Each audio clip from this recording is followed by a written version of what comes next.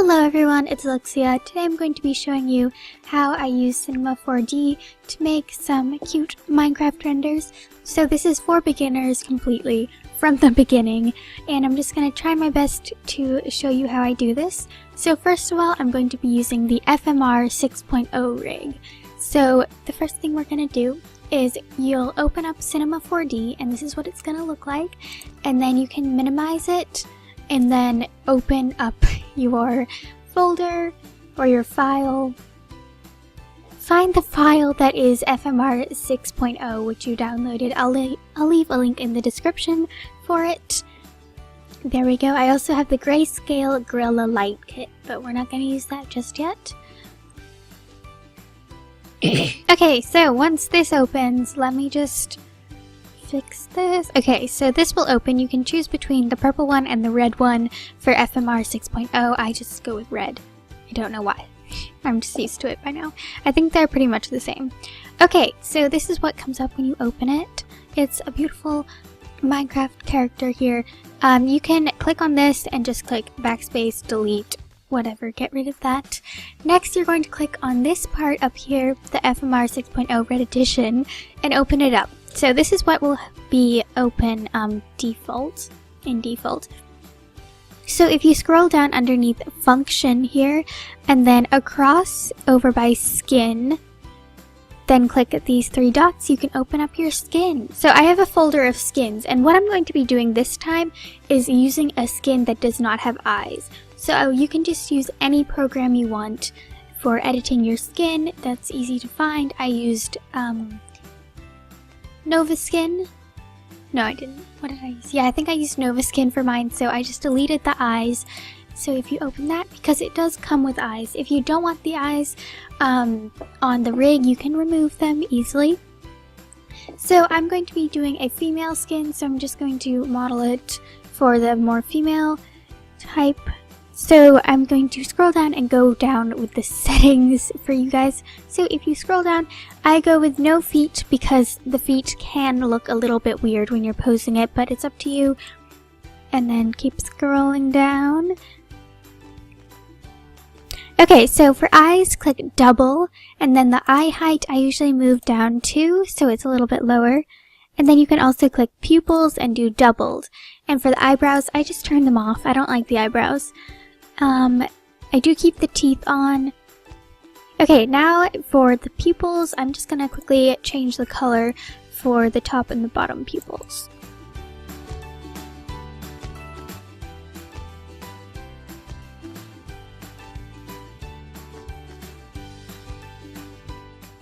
Okay, so I've gone with this bluish grayish green color. Now keep scrolling down until you get to this part. So for the body, I will do Alex, which is just the slimmer arms. I prefer that. It looks more normal, I think. And then you can click hat, second layer, and all the other second layers. If you want, I'm going to turn the arms off because I don't like the little sleeve parts that pop out. Okay, down here is all the armor and tools, which we'll get to in a second. So what is good to know is these are the three ways that you move. So if you click on this, left click on this, you can move around like this. If you left click on this one, you can go in and out, zooming in and out, and this one is to kind of turn around. There is also, if you make a mistake, Control Z is how you get rid of it. That's good. Now for actually posing your character, and I will go through my render settings after this as well. So if I zoom in to this part here, this is where I can control the mouth and the eyes of my character. So I'm going to click on this one, this part here, and bring it up to open the mouth, and then I can take this side bit here and bring it up to make it like a wide smile, and this is how you can do your expressions. Also this part, I believe, or is it this part? I don't use, yeah, this part. Okay, this is how you move the eyes to look around, because you can do animations on this as well. I'm just going to be doing a basic still render. Okay, now for this part, also I'm clicked on this tool, move tool. So I'm going to click on the head part. It's hard sometimes to get the right piece, but just keep trying until you click on the thing that you want. Okay, so see, I'm clicked on this part of the head. Now I'm going to click R, which means rotate. So then I get this cool rotation thing, and I can rotate the head all around and up and down with the red and around with the green. So I'm just going to do it like that. This is just random what I would normally do for some kind of render. So now I'm going to click on this bottom part of the body, and then if you click on the move tool and you go down, that bends the legs automatically. So I like to do that. Also, if you click R and go backwards, it kind of makes it more natural, and I'm going to turn the body to the left a little bit. So all of these tools are just to adjust the different parts. So if we click on this one, we can change how the leg is. We can put it up. I'm not really sure. It takes a long time of finicking around to get what you want it to look like. So if I click on the other leg and bring it up, maybe. I think I'll put this one down. Yeah, so it's all up to you, basically. And next thing I'm going to do is the arms. So once again, just click on it, change it however you want. Also, if you do have any questions, make sure to comment them down below, because I probably have missed at least something. And I can help. Okay, so this is what we have so far. It's looking a little strange, but as I said, take your time with it and choose how you want the pose. Now, what we're going to do is talk about the tools. So, down here, I clicked on this in the top and scrolled all the way down to tools. And then you can choose if I wanted a wooden sword, or no, a wooden pickaxe in my right hand. It just appears, which I love, because you can get rigs separately to add tools, but this just puts it in your hand automatically and it looks really nice. So if I put let's do a iron sword, and then I can also make it have an enchant kind of thing. It won't look exactly like that, but it will give it the purple enchantment tinge when you render it. I'm going to turn that off though. Now for the armor, the same kind of thing. If you click custom, then that means that you can change the color of it. But I'm going to do some iron boots, and then you click to make it so that you can see the boots. You go up here and click the little eye next to the boot, and then you can see it. Boom! How beautiful. Okay. The next thing I'm going to do is some basic extrusions, which is kind of the hard part, and then we'll go into the render settings. So if you click attributes, you're on attributes, and then click layers, and just unlock all of these. Okay, and now you click to this and open, and I'm just gonna do the head, just the hat layer for now, but you can extrude any part of it. So if you click mesh, actually no, it's head, I think. Head attachments. There it is, head attachments. I think. I'm never really sure which one it is, but if you keep clicking on it, you'll find it eventually. Now, take your select arrow tool and click on the head, and then change this to polygons, and then it turns into squares. So what I'm going to do is click shift, and then just highlight the bits that I want to extrude, like so.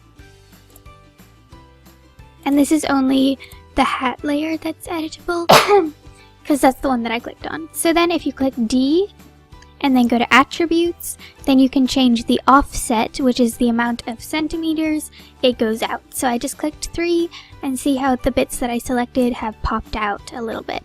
So that's the basics of how to extrude, and then you can do it anywhere you want just by clicking on whichever part of the body it is.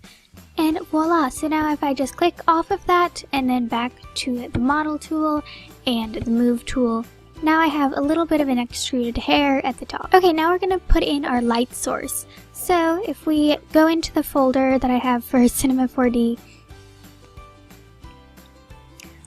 I'm going to be using the Grayscale Gorilla Light Kit. So I'm going to drag that in there, and I will be choosing the softbox.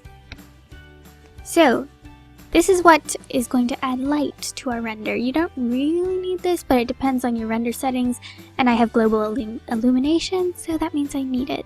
So you can just position this around and move it around with the red arrow and up and down with the green arrow and forward and backwards with the blue.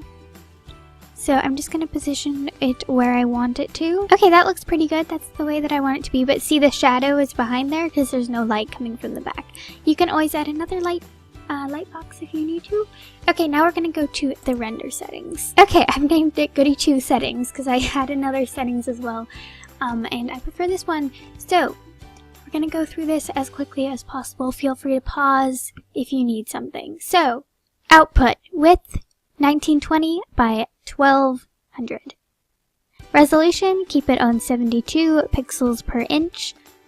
All of this stays the same, I believe. Then go to save. Make sure that you change it to be PNG and click this and choose where you want it to save. It's very important to click alpha channel and straight alpha on here. I think that's all for the save part. Multipass. Don't think you change anything, but make sure that yours just looks the same as mine. None of this changes until we get to ambient occlusion. So, ambient occlusion normally wouldn't be there, but what you do to add it is click effect and then whichever one. So then ambient occlusion would be here and you click on it and then it appears here so you can edit it. Same with global illumination and depth of field. So in ambient occlusion, the only thing you change is click evaluate transparency. Then you can add global illumination and just make sure yours looks the same as mine. Then in depth of field, I also don't think that there is anything I changed, but just make sure yours looks the same as mine. Then if you want to save the render settings, you can click save preset here. And it will let you name the preset and then you can have it saved. And next time you come in, you can click load preset and open it. So that's all. Then you can click X and it will zoom you in a little bit when you change the settings. Now you can just position yourself however you want the render to be, and then click this top one, render to picture viewer, and then click yes if that comes up, and now you wait for it to render. This can take quite a while depending on how good your computer is, how fast it will be, but I will speed this up and let you see how cool it looks to render something.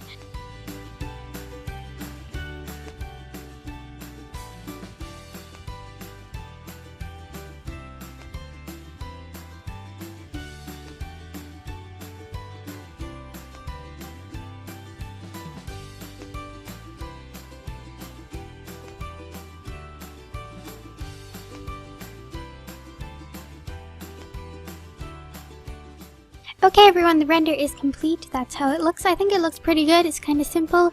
So now you just click save as and OK. Make sure that this is PNG. That's important. And then you can click OK and save it wherever you want. Okay, that's all there is to it. I hope you enjoyed. Definitely ask questions because I'm sure to have forgotten something. There will hopefully be links in the description to the Lightroom and the rig that I use. I think that they're pretty good. I've tried a lot of rigs and this one is pretty simple, good to use. Thank you for watching. I hope that you make some awesome renders and have a lovely day.